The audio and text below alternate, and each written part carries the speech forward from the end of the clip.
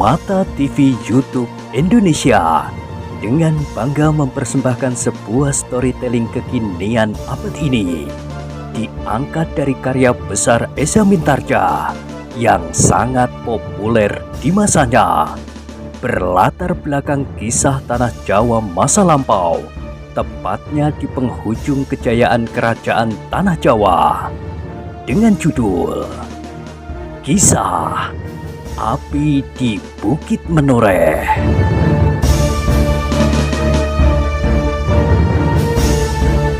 Pada kesempatan yang sangat baik ini, kita masuk pada episode yang ke-274. Selamat menikmati.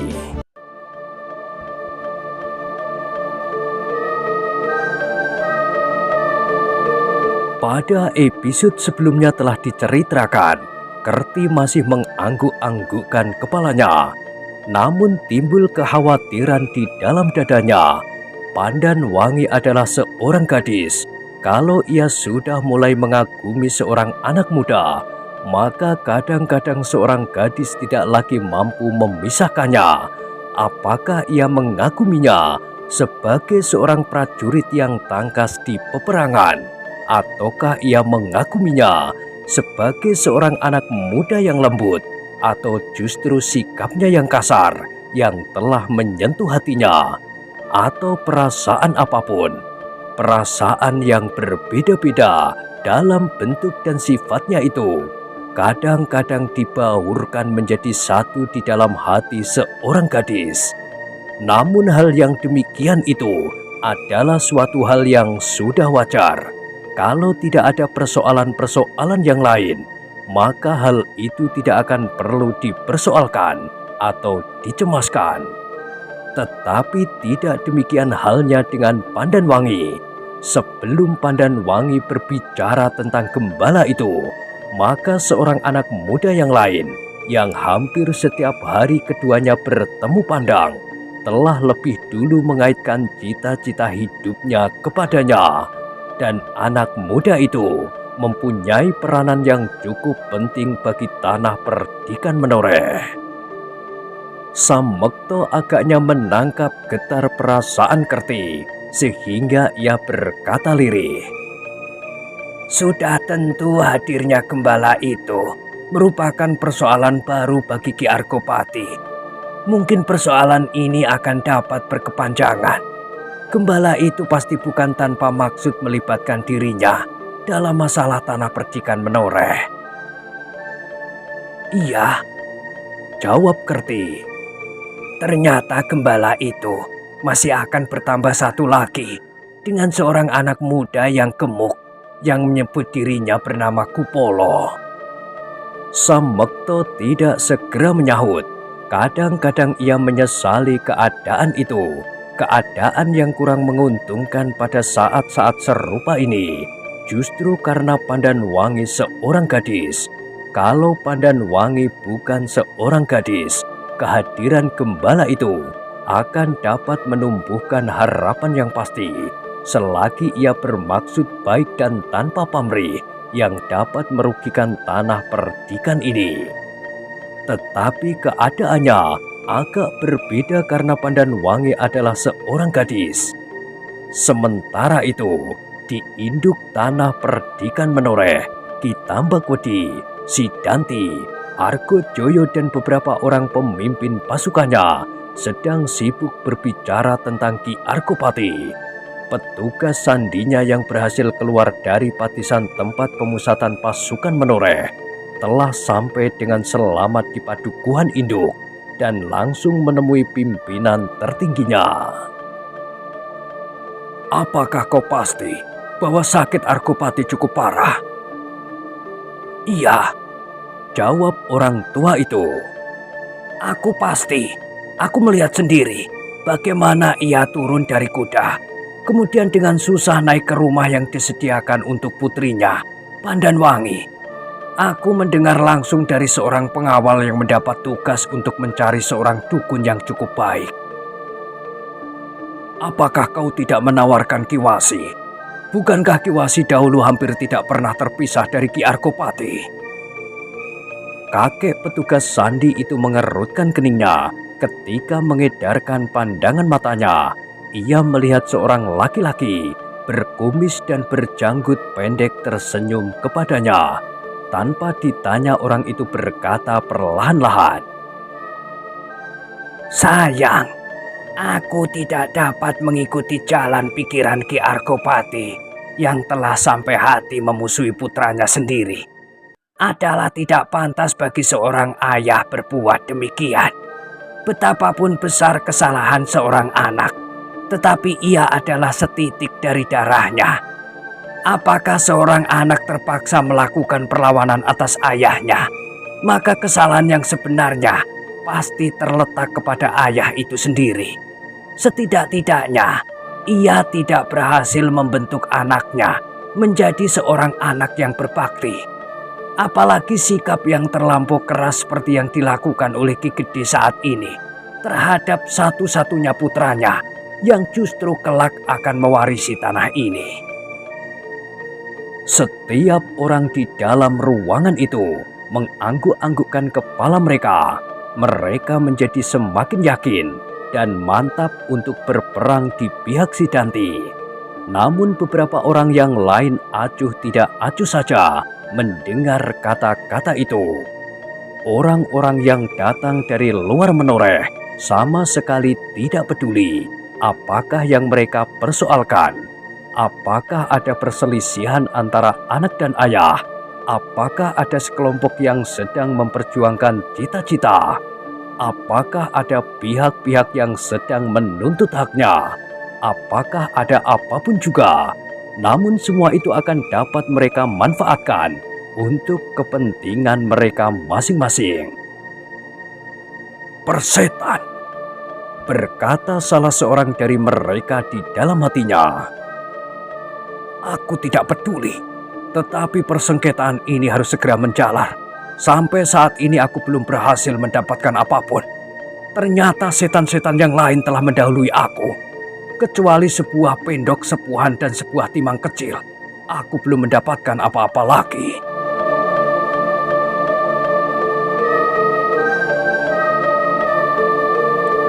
Berbeda dengan mereka, maka getar dalam dada si Danti terasa menjadi semakin cepat mengalir. Ia menyadari bahwa pemahaman Ki Wasi atas dirinya ternyata keliru. Apakah kata orang tua itu, seandainya ia tahu bahwa si Danti sama sekali bukan titik darah Ki Argopati?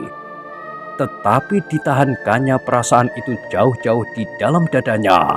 Bahkan kemudian ia bertanya kepada kakek petugas sandi itu, "Siapakah yang memberi obat kepada Ki Argopati?" Kakek tua itu menggeleng.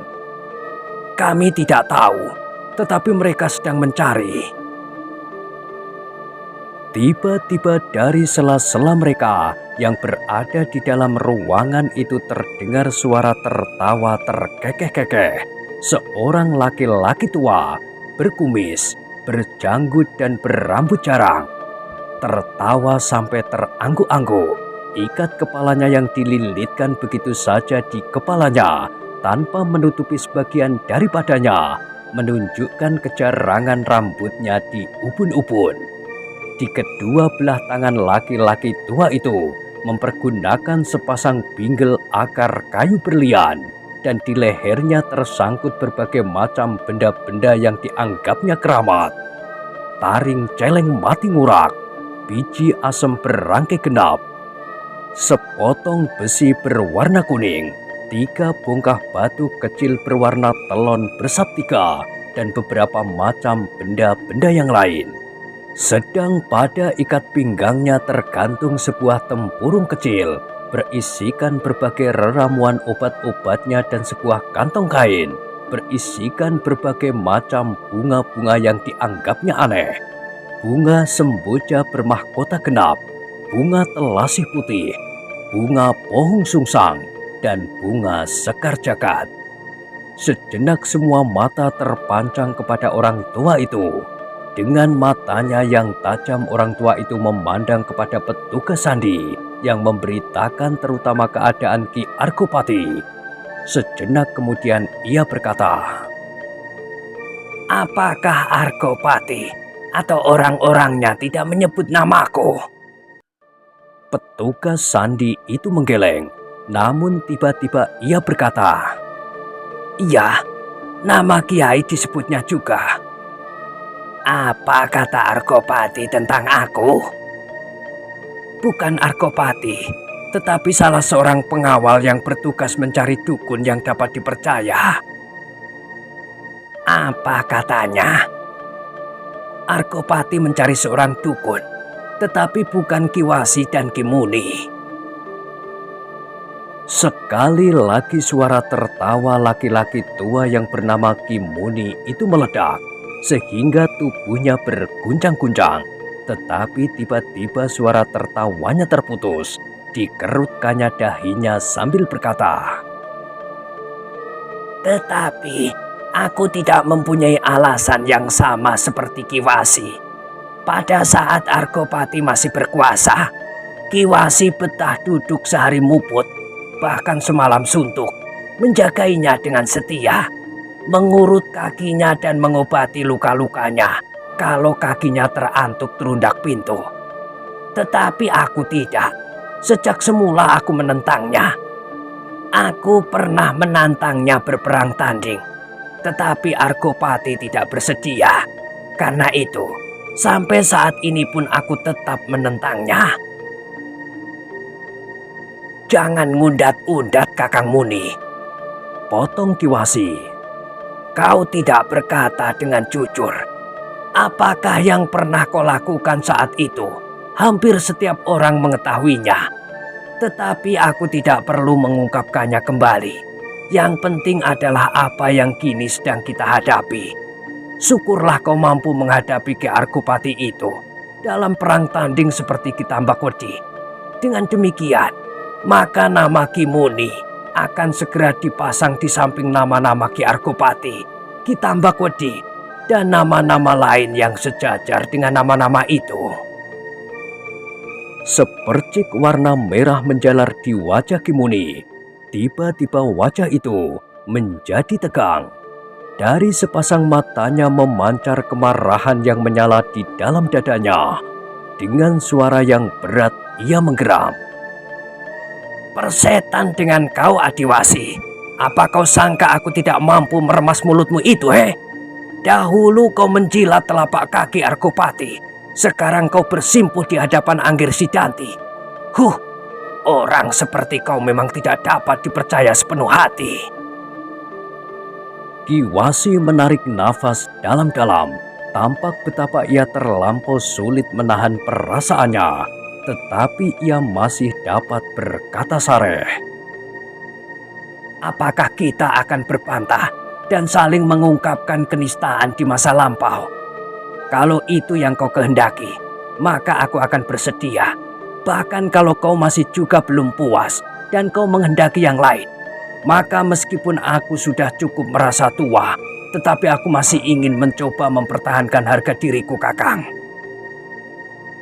Sekali lagi suara tertawa Kimuni meledak memenuhi ruangan. Beberapa orang ikut terseret dalam ketegangan itu. Sejenak mereka hanyut dalam perbantahan yang semakin seru. Tetapi tiba-tiba Argojoyo tersenyum. Di dalam hatinya, ia mengenal kedua orang itu. Dan ia mengetahui apa yang telah mereka lakukan di masa-masa lampau mereka. Karena itu adalah sangat menggelikan apabila orang berbicara tentang diri sendiri di saat ini, di mana keadaan telah meningkat menjadi semakin panas. Agaknya Kimuni masih juga ingin menjawab, tetapi tiba-tiba Ki Tambakwedi memotong. Ya, aku tahu semuanya. Aku bukan seorang yang tuli. Aku telah mendengar tentang kalian selengkapnya. Tetapi marilah kita lupakan masa lampau itu. Kini kita sedang menghadapi tugas yang cukup berat. Kami mengharap kalian berdua selalu berada dalam tugas kalian sebaik-baiknya. Aku tidak akan menempatkan Kimuni di medan-medan perang untuk menghadapi langsung Ki Argopati, atau menempatkan Kiwasi sebagai seorang senopati perang untuk merebut Karangsari atau Patemon atau daerah-daerah lain yang kini masih dikuasai oleh orang-orang Argopati. Tetapi aku minta setiap saat kalian dapat menyembuhkan orang-orang yang terluka di peperangan. Itu adalah tugas kalian. Kalian tidak usah bertengkar berebut benar tentang pendirian masing-masing, baik di saat ini maupun di saat-saat lampau. Keduanya tidak menjawab. Sesaat mereka saling memandang, namun kemudian mereka melemparkan pandangan mata mereka jauh-jauh keluar dari ruangan itu ke titik-titik di kejauhan. Yang perlu kita pertimbangkan sekarang, apakah yang sebaiknya kita lakukan? Berkata Ki Tambakwedi. Kalau benar-benar Argopati terluka parah, apakah ia akan dapat sembuh? Mungkin ada dukun-dukun kecil yang mencoba mengobatinya pula. Tetapi apakah mereka mampu membersihkan racun pada luka Ki Argopati itu? Kalau tidak, maka betapapun lambatnya, luka itu akan menjalar dan akan menghancurkan kulit dan dagingnya. Tetapi Ki Argopati sendiri mengerti bagaimana ia harus mengobati luka-luka itu. Berkata Ki Wasi. Ya, ilmu itu sekedar dimilikinya, seperti aku juga mengerti serba sedikit. Tetapi untuk melawan luka yang parah, diperlukan seorang yang benar-benar memiliki pengetahuan tentang pengobatan itu, seperti Ki Wasi dan Ki Muni. Tentu, sahut Ki Muni. Kalau benar ia terluka parah, maka biarkan saja ia sehari 2 hari. Ia akan mati dengan sendirinya. Ki Tambakwedi mengangguk-anggukkan kepalanya, tetapi sebagai seorang yang cukup mempunyai pertimbangan tentang peperangan ia berpendirian lain, ia tidak dapat menunggu sampai Argopati itu mati dengan sendirinya. Ia tidak dapat menunggu waktu yang tidak berkepastian. Sebagai seorang yang mempunyai perhitungan medan, pikirannya agak lain dari pikiran Ki Muni.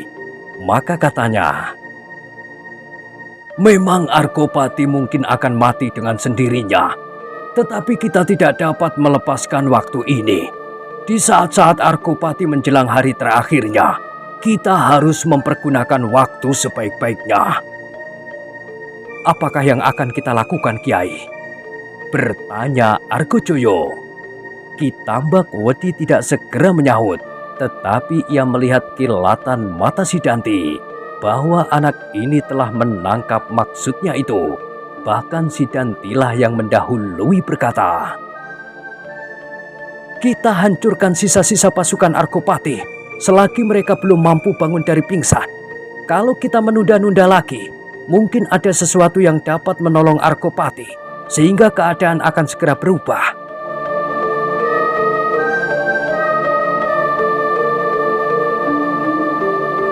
Argojoyo menarik nafas dalam-dalam. Sebagai seorang senopati pasukan pengawal tanah perdikan menoreh, ia tidak dapat berpendirian lain kecuali membenarkan sikap Sidanti. Tetapi betapapun juga terasa sesuatu berdesir di dadanya. Argopati yang sedang dibicarakan itu adalah kakaknya. Tetapi aku sudah bertekad untuk menyingkirkannya, katanya di dalam hati. Kemudian aku harus menempuh perjuangan dalam babak yang baru. Aku pasti tidak akan dapat melihat Sidanti menjadi kepala tanah perdikan ini. Dan aku juga tidak dapat mempercayai Ki Tambakwedi sepenuhnya bahwa ia akan memberi kesempatan kepadaku ikut serta di dalam pemerintahan. Apalagi apabila dengan landasan tanah perdikan ini, Ki Tambakwedi dapat membawa Sidanti merayap ke singgasana Pajang. Argojoyo terkejut ketika ia mendengar Ki Tambakwedi bertanya kepadanya, bagaimanakah sebaiknya? Apakah kau sependapat dengan Sidanti? Iya. Argojoyo tergagap. Aku sependapat. Memang tidak ada jalan lain yang dapat kita tempuh sekarang. Ki Tambak Wedi mengangguk-anggukkan kepalanya. Memang menurut perhitungan yang paling tepat, pasukannya harus segera bergerak memukul pasukan Argopati yang sedang terluka parah itu. Menurut perhitungan keprajuritan, maka pasukan Argopati tidak akan dapat bertahan. Mereka tidak mempunyai pimpinan yang dapat mengimbangi para pemimpin dari pasukan Sidanti. Tetapi ternyata Ki Tambak Wedi masih tampak ragu-ragu. Sekali-sekali dipandanginya wajah Sidanti, kemudian wajah Argojoyo, lalu beredar kepada orang-orang yang berada di dalam ruangan itu. "Kita harus segera melakukannya, Guru," berkata Sidanti kemudian. "Lebih cepat lebih baik, selama orang-orang Argopati masih berada dalam kegelisahan." Ya, Ki Tambak Wedi mengangguk-angguk. "Tetapi kita jangan kehilangan perhitungan. Kita harus mempertimbangkan keadaan dari segala segi." "Apalagi yang harus kita pertimbangkan, Guru? Kita sudah siap. Seandainya sekarang pun kita sudah siap untuk melakukannya. Tetapi menurut pertimbanganku, nanti malam kita bergerak. Kita tidak usah menunggu besok."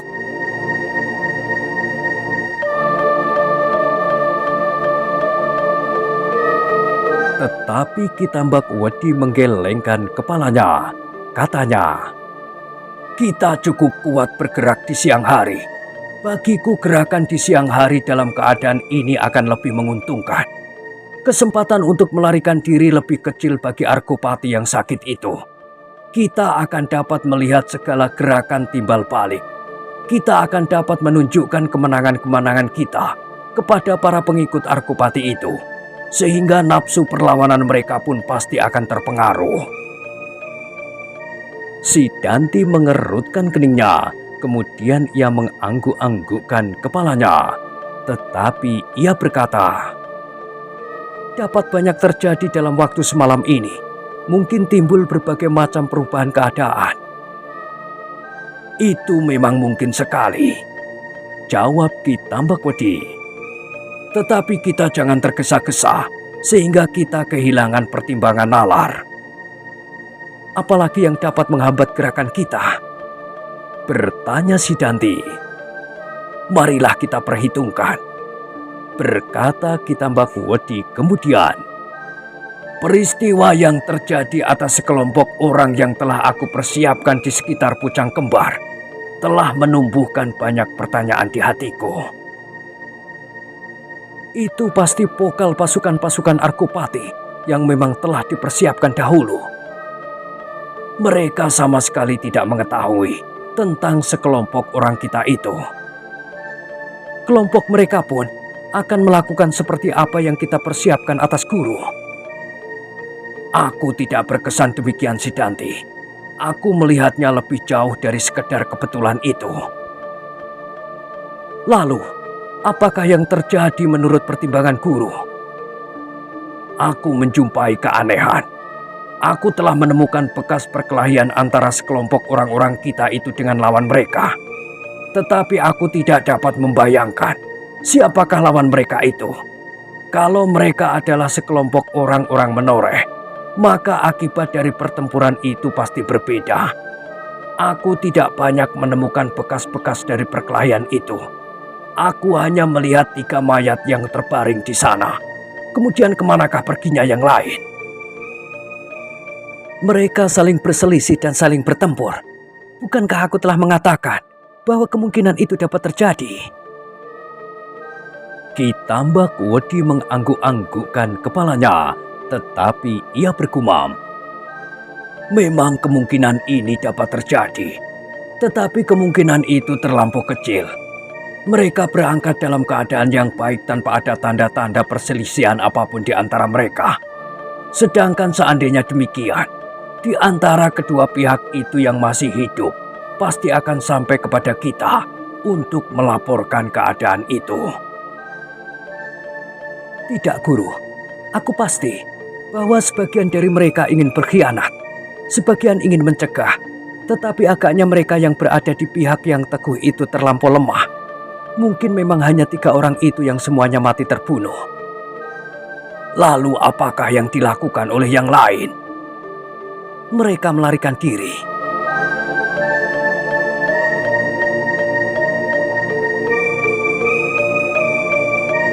Ki Tambak Wedi mengernyitkan keningnya. Ia tidak melihat keuntungan apapun dari mereka yang disangka melarikan diri itu. Tetapi seandainya demikian, maka luka-luka pada ketiga mayat itu pasti akan berbicara bahwa mereka telah terbunuh dalam perkelahian yang tidak seimbang. Tetapi luka-luka pada mayat itu sangat mencurigakannya. Apakah guru masih tetap ragu-ragu? Ki Tambak Wedi menganggukkan kepalanya. Dengan nada yang dalam ia bergumam. Lalu siapakah yang telah melukai Ki Bedosuro itu? Seorang anak muda yang tiba-tiba saja berkelahi di pihak Pandanwangi. Tidak seorang pun yang segera dapat menjawab. Ki Bedosuro sendiri masih belum bernafsu untuk bercerita tentang anak muda yang melukainya bersama Pandanwangi. Agaknya orang itu memang berusaha untuk berdiam diri tentang luka yang dideritanya. Tidak masuk akal, gumam Ki Bedosuro di dalam hatinya ketika orang-orang yang berusaha mengetahui persoalannya telah pergi. Anak muda itu hanya bersenjata sehelai cambuk. Dengan demikian, maka orang-orang lain tidak mendapat gambaran yang jelas tentang anak muda yang telah berhasil melukai Ki Bedosuro itu bersama Pandanwangi.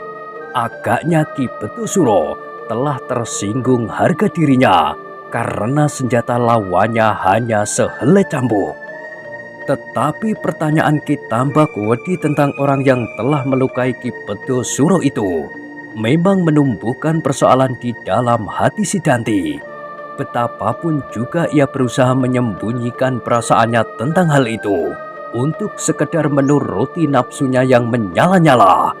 Namun ia tidak dapat ingkar bahwa sebenarnya ia merasakan adanya sesuatu kekuatan yang kurang dikenalnya ikut campur di dalam persoalan tanah perdikan menoreh.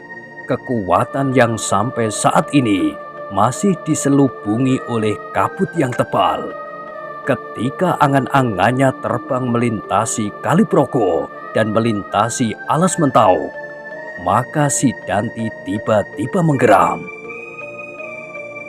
Persetan, seandainya mereka hadir di sini, maka umur mereka pasti akan tinggal seumur kembang bakung. Namun kadang-kadang tumbuh pula getar di dalam hatinya. Angan-angannya kadang-kadang tidak hanya berhenti pada jarak yang dekat dari Alas Mentau.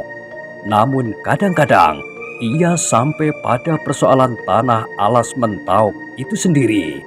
Ia pernah mendengar betapa keras tuntutan Ki Gede Pemanahan atas bumi Mentauk yang oleh Hadiwijoyo telah disanggupkan akan diberikan kepadanya setelah ia berhasil menyingkirkan Haryo Penangsang.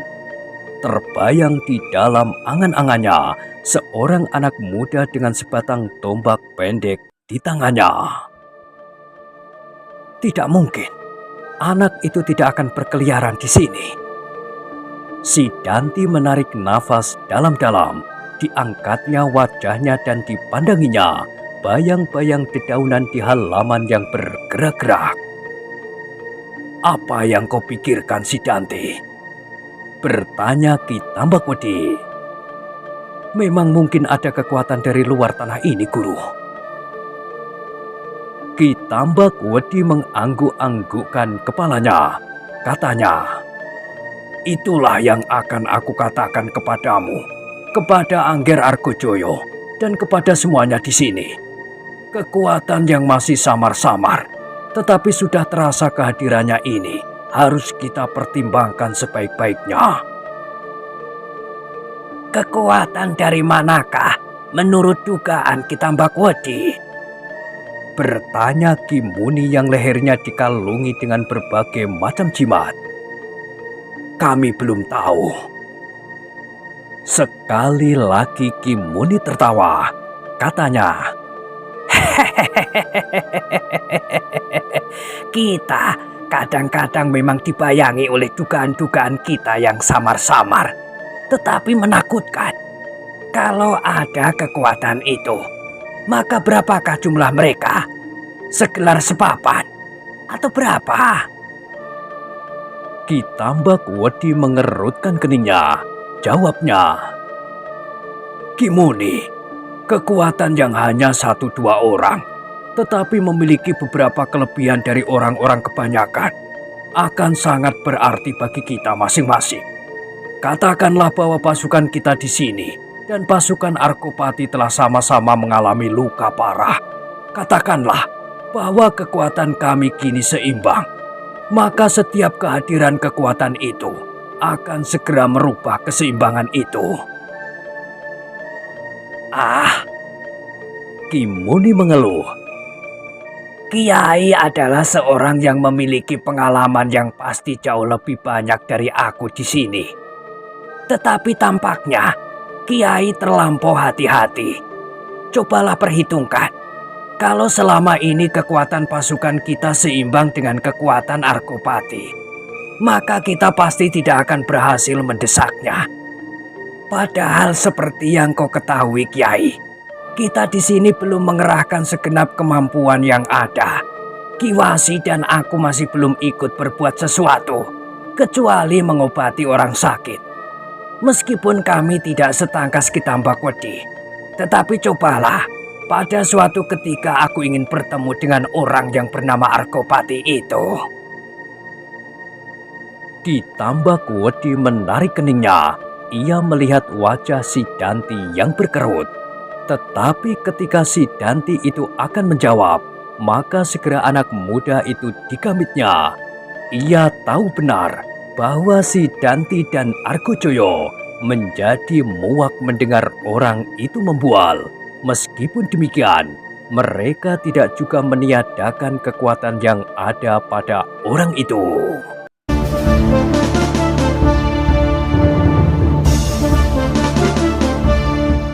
Nah, bagaimanakah kisah selanjutnya? Silahkan ikuti terus kisah Api di Bukit Menoreh pada episode berikutnya. Sampai jumpa.